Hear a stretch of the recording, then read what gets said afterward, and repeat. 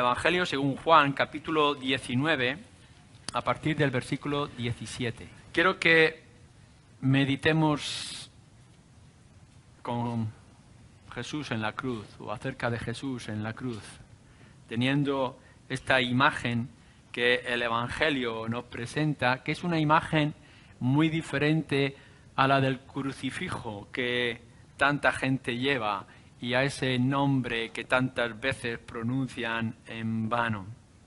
Como decíamos el domingo pasado, nuestro concepto de la cruz se aleja muchísimo, infinitamente, al concepto que muchos tienen de la cruz. Y si bien es desagradable poder ver la violencia o la humillación o la sangre vertida de nuestro Señor, toda esa escena que nos ponen en esas ridículas procesiones que se nos hacen, nosotros tenemos que mirar a la cruz de una manera diferente. Ya hemos visto, cuando nos hemos acercado a este momento tan concreto, dos cosas que son muy importantes. En primer lugar, hemos visto a Jesús como el Rey y todo lo que eso implicaba e implica para nosotros. Nuestro Rey, es decir, el ungido, el Salvador, clavado en la cruz en nuestro lugar. Y la segunda cosa en la cual hemos meditado también es la cruz y lo que significa la cruz, la realidad de la cruz, lo que nos ha traído, lo que hemos adquirido o ganado con ella. Ahora yo lo que quiero es que pensemos, meditemos acerca de Cristo en la cruz y todo lo que está surgiendo en este momento tan preciso y particular. Las horas que nuestro Señor Jesús pasó en la cruz, el tiempo que pasó allí delante del mundo, son el centro de la historia, son cruciales. Así que no es únicamente que nosotros observemos, sino que tomemos las grandes verdades que se están encerrando en estas horas de la pasión que señalamos. Sería bueno de poder hacer todo un recorrido, y la verdad es que estuve tentado en un tiempo de ver lo que los 4 evangelios nos dicen de una manera cronológica y detallada de todo lo que estaba ocurriendo, todo lo que pasó en el momento mismo que Jesús entró en el pretorio o que cargó su cruz o que estaba allí en el Gólgota. Cada uno lo recoge, como podéis observar cuando leéis los 4 evangelios en paralelo, cada uno recoge ciertos énfasis y ciertos detalles. En manera alguna se contradice, sino que todos esos elementos se complementan. Y, por ejemplo, podemos ver que algunas veces se ha tratado de los 7 dichos, las 7 frases que nuestro Señor Jesús dijo desde la cruz y cómo son significativas cada una de esas palabras o frases que pronunció mientras estaba en la cruz. Todo lo que está ocurriendo, todo lo que tenéis vosotros delante y ahora, justo en este momento, en este Evangelio de Juan, como en cualquier otro, es importante. Todo lo que ocurrió, todo lo que él dijo o lo que los otros dijeron, tiene un significado en particular. Quiero que penséis, y esto es importante cuando en vuestras casas leáis, supongo que algunos de vosotros leéis las Escrituras año tras año y que podéis pasar por los Evangelios y por tanto por este pasaje una y otra vez, que lo que tenéis delante de aquí no solamente es narrativo o descriptivo, no es simplemente que está describiendo algo que ocurrió, sino que hay más. Lo que tenéis aquí en este pasaje en concreto es significativo, es decir, tiene un significado concreto. Y cuando lo leí no es únicamente decir, pues ocurrió esto en cierto momento después de esta conversación y por tanto pasó aquella otra cosa. No, todo lo que allí estaba ocurriendo, en sus más mínimos detalles, tal como nos ha sido revelado y nosotros hemos alcanzado a tener, tiene un significado concreto. y por tanto, porque tiene un significado, es significativo, es un lugar para meditar. Yo recuerdo cuando era pequeño y entraba en aquellas iglesias católicas donde tenían las cruces, o quizá porque lo podía tener en alguna fotografía, alguna estampa de la que nos daban, que yo intentaba meditar en el colegio donde iba y me decían, pues tenemos que pensar en estas cosas, y yo me ponía a pensar y la verdad es que no había nada que pensar, no me daba cuenta, no reaccionaba. Y me quedaba allí fijándome en aquella imagen, en aquella descripción, y no iba más allá de un mero sentimentalismo. Pero ahora nosotros, tú y yo, espero que todos aquí, somos creyentes, entendemos el Evangelio y hemos entendido el significado de la cruz. Así que cuando nos encontramos ante la imagen de esta pasión, de la muerte de nuestro Señor Jesucristo, está allí para que podamos ver, podamos meditar y profundizar. 3 cosas vamos a mirar esta tarde. En primer lugar, lo que nos señala Juan es el cartel, esa nota que se ponía en todos los delincuentes cuando habían sido ajusticiados. Es el delito que han cometido. Por tanto, nuestro Señor Jesús, después de llevar la cruz, en el momento de ser clavado en ella, y cuando va a ser levantado, por orden de Pilato, se pone un cartel en aquel lugar que dice Rey de los Judíos. Podría haber dicho ladrón o asesino o maltratador o lo que fuera que tuvieran que poner. Así que en aquel sitio está el delito. Y para que no quedara dudas, lo pone en los 3 idiomas. Son los 3 idiomas que en ese momento son actuales. Por una parte tenemos el hebreo, que es el del pueblo común, es el de los judíos, la nación en donde el pueblo invasor ha venido. Después tenemos el griego.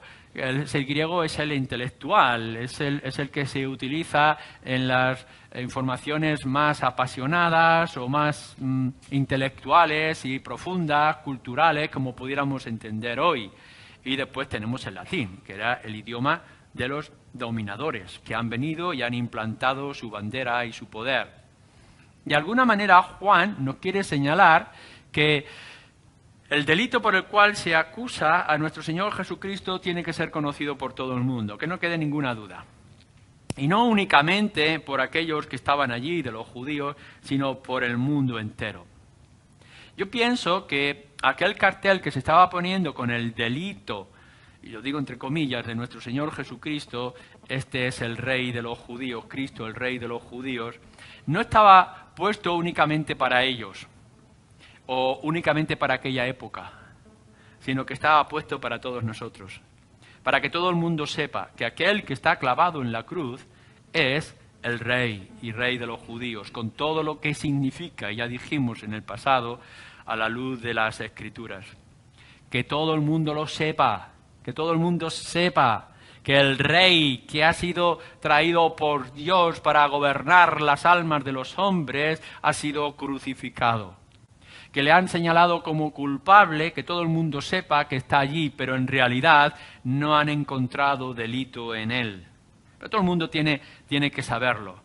La muerte de nuestro Señor Jesucristo y lo que Él defendió, lo que Él clamó, a lo que Él vino, tiene que ser conocido, no debe de crear o de tener ninguna duda. Todos pueden leerlo. No hay ninguna excusa. Yo no sabía el griego, bueno, está en hebreo. Pero yo es que no sé hebreo, no importa, está en latín. No importa que fueran los judíos del pueblo, de la gente, algunos que no supieran leer y otros se lo están diciendo. Mira, este hombre que antes estaba haciendo milagros ahora está allí clavado y dicen que está clavado en la cruz porque decía ser el Rey de los judíos. Pero no decía en las Escrituras que habría de venir el Rey, hijo de David, y que debería de gobernar, y entonces aquí ya se ha acabado toda la historia.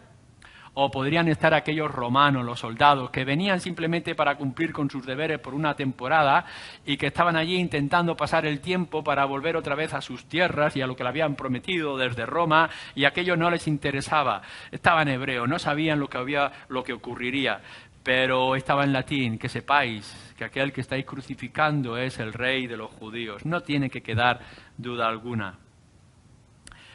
A los principales sacerdotes les ofende que diga el cartelito es el rey de los judíos. Así que lo que quieren aclarar es decir, no, ha sido muerto porque él decía ser el rey de los judíos.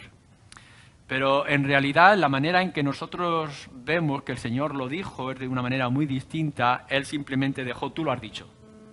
Tú lo has dicho, la Escritura lo dice, mis obras lo dicen. Yo no tengo necesidad de decirlo, mis hechos hablan por sí mismos.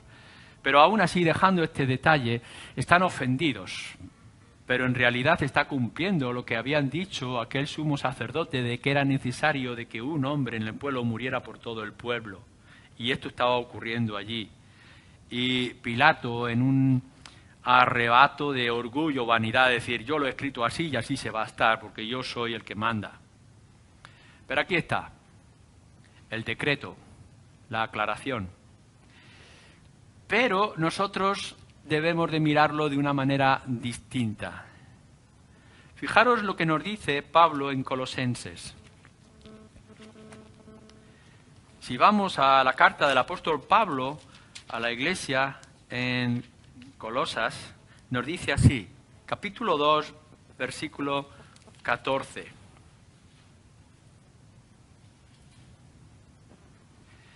Dice que cuando nuestro Señor Jesucristo fue crucificado, estaba ahí en la cruz, dice, con respecto a nosotros, anulando el acta de los decretos que había contra nosotros, que nos era contraria, quitándola de en medio y clavándola en la cruz. Quiero que esta declaración teológica, que es profunda, que está diciendo Pablo, la trasladéis a este momento donde nosotros estamos poniendo nuestros ojos en aquel decreto de condenación de nuestro Señor Jesucristo. Y lo que nos dice es esto, mirad, vosotros sois culpables. Y hay un decreto establecido y escrito, que si matas, robas, mientes, eres codicioso y toda esa lista de pecados que seguramente descubres en tu corazón, te hacen culpable. De alguna forma hay ya un cartel escrito preparado para ti, o estaba preparado para ti. Porque lo extraordinario de este evangelio que nosotros predicamos es que ese decreto en el cual se anuncia que tú eras culpable y que vas a ser condenado por la eternidad por ser culpable, ha sido tomado y clavado en la cruz de nuestro Señor Jesucristo. Mi manera de verlo, y espero que sea la tuya, es que aquel inocente que ha sido hecho culpable y acusado para morir en la cruz, en realidad está muriendo con mi decreto, con mi culpa. Yo he sido señalado por el Padre como culpable. Yo debería de estar pagando por mi delito. Sobre mi cabeza estaba la ira de Dios que señala que yo soy culpable, que he cometido pecados y que los tengo que pagar, y porque no los puedo pagar aquí y no los puedo pagar en la eternidad, eternamente los estaré pagando. Pero en la misericordia de Dios ha querido que ahora su Hijo cargue con mi cartel, que lleve mi culpa. Así que el decreto que está sobre la cruz es mi liberación, es el perdón de mis pecados. El acta de mi condenación, de mi decreto, clavada en la cruz. Claro, los demás podrán ver simplemente un cartel que señala, este es el rey de los judíos, murió y se acabó. Pero cuando nosotros, por medio de la fe, vemos otra cosa, y lo vemos con claridad, y lo defiende las Escrituras, Él es nuestro liberador. Él era inocente, ya ha muerto para hacernos nosotros inocentes. Él no debería de estar en aquel lugar, sino nosotros. Y Él ha tomado nuestro lugar con aquel decreto. Él es el Rey. Y por ser el Rey nos ha ganado y nos ha conquistado. Y nuestra descripción de nuestros pecados ha sido clavada en la cruz. Un día, no sabemos cuándo, pero es cierto y es seguro, un día donde habrá un juicio universal, donde todos los delitos estarán claros. Cada uno tendrá que venir con su pergamino de culpabilidad en la mano. Pero quietos, tranquilos. Los creyentes no tendrán nada que poder presentar y nada que les culpe, nada que les acuse. Y nosotros podremos señalar aquella cruz y aquel cartel. Y podremos llegar y decir, ahora yo estoy libre y no puedo ser culpabilizado porque Él es el Rey, es mi Rey y murió en mi lugar. Por tanto, el cartel, la acusación universal, es importante y es crucial para ti y para mí. Que todo el mundo sepa que Él está allí en mi lugar. Cuando avanzamos un poquito más, nos fijamos en todo lo que está ocurriendo alrededor y lo que nos señala, versículos 23 y 24, Juan, es la actitud de los soldados.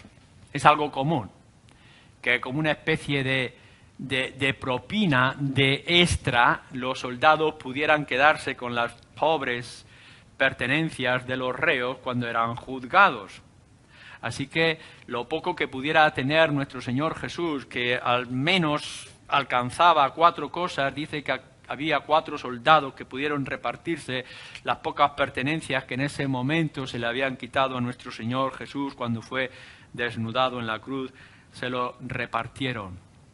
Había una túnica que era sin costuras, larga, quizá de un precio mayor de lo que pudieran imaginar. No valía la pena destrozar en 4 partes aquella túnica, así que hacen un sorteo y la sortean en medio de ellos, al menos uno saldrá ganando. Esto era normal. Podemos imaginar que también lo hicieron con los otros reos, los otros 2 ladrones que estaban clavados en la cruz y que lo hacían de manera constante. No penséis que en aquel tiempo había cárceles de diferente índole y clase para que pudieran pagar o purgar sus delitos o para que pudieran mejorar en sus actitudes los delincuentes. No, allí cometías un delito, te cortaban las manos, te colgaban en la cruz. Y por tanto era un ir y venir de muertos y de ejecuciones. Es un detalle más. Si alguien tuviera que narrar la historia, tendría que decir, y llevaron al reo al lugar de la ejecución y entonces los soldados se quedaron con lo que tenía el reo y seguimos adelante. Pero claro, cuando nosotros estamos mirando esto, nos damos cuenta del detalle que enfatiza de manera clara Juan. Esto estaba ocurriendo para que se cumpliera las Escrituras. Así que vosotros vais a un pasaje como es en los Salmos, capítulo 22, donde si buscáis algún libro de estudio sobre los Salmos, os dirán que este Salmo es mesiánico, es decir, que trata en gran parte, si no en todo él, acerca del Mesías, del ungido que había de venir, y que quizá incluso es uno de los salmos que más se repite en el Nuevo Testamento.